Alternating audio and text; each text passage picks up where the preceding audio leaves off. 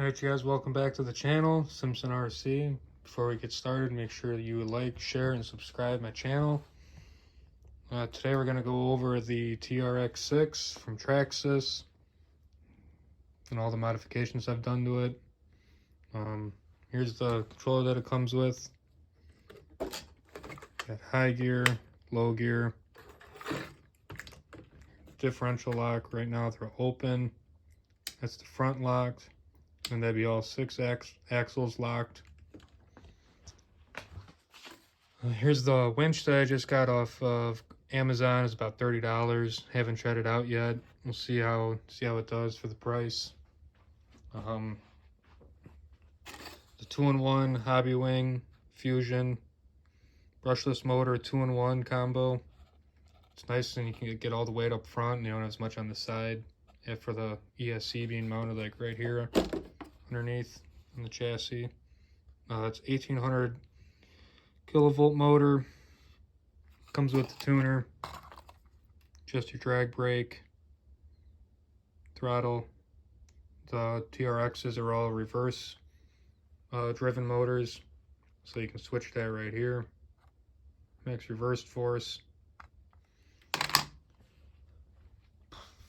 That's just a TRX Sport rear bumper. Got the Proline Hyrax tires. I didn't say it right. So here's the package. We'll have a link in the description for all the parts that are on the truck. Here's the ProTek steering servo, black label. It's waterproof. I've had this thing in water plenty of times. Still going good. It's really strong. If you're on a rock, you can steer the truck and it'll actually push it over, up and over the rock. Factory servo just doesn't have enough force for that. Body's been trimmed up a lot, mainly just fender flares, just kept on flaking off. And then cut out clearance for the longer lengths in the rear. I plan on putting taller tires on it. These are actually axial 6x6 lengths. I ordered the wrong ones, but they fit. A little longer, but you know, it helps not to drag the rear bumper going over the rocks. Let's see here, the Hobbywing motor. It's got the light kit for it in the plug right now. Just since I've switched out to ESC, I haven't got power yet. Plan on running power off of the balance port for that. Steering servo and the upgraded steering horn.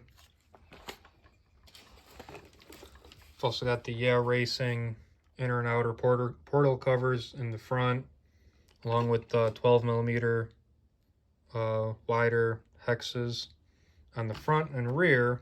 I have the standard in the middle because I figure then it'll help with turning radius, and if the front and rear are already wide enough, then that's easier if I got to pivot around something narrow like on the KK River, some narrower spots that really helps out with. The CChand skid plate. It's a Racing skid plate, and then I forget what this one was, but I got to take it off anyway. It didn't last very long. You can see the tabs keep on bending, and yeah, once it's bent, it's bent. It doesn't ever want to go back to how it used to be. But besides that, that's really about it, and it does really well on the trails. Oh yeah, and then I got the 110mm long arm kit shock in the rear, because the factory one wasn't long enough to reach with the extended rear axle. And then it's also a long arm drive shaft ends. And I'll have all the parts in the description. Still debating on if I want to add on the roof rack. I had it on the Blazer and it was a little heavy, and with this one I'm pretty confident that's stable enough that it can handle it. So it almost fits on there.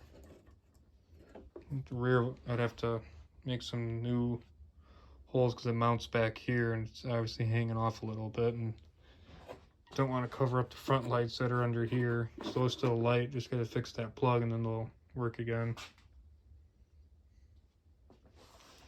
So yeah, I hope you enjoyed the video, and sure to like, share, and subscribe, and keep coming out with new content daily.